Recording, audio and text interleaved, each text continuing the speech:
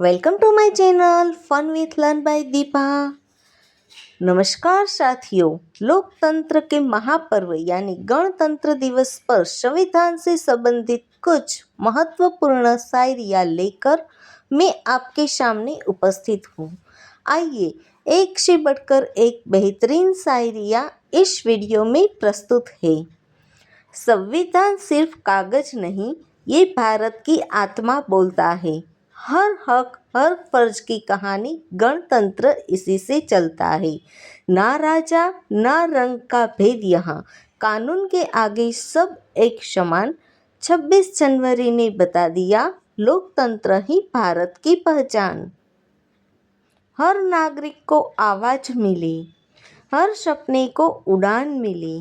संविधान के कारण भारत को लोकतंत्र की पहचान मिली। अगर युवा समझ ले संविधान, तो कोई ताकत रोक नहीं पाएगी। भारत की ये नई पीढ़ी दुनिया को रास्ता दिखा देगी।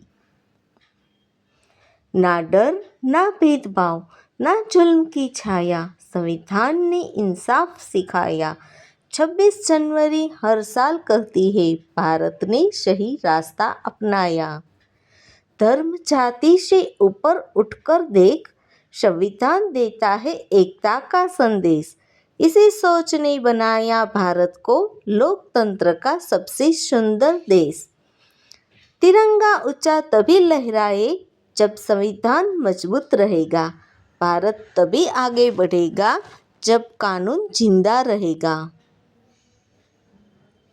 संविधान है भारत की रीढ़, इसके बिना अधूरा है राष्ट्र।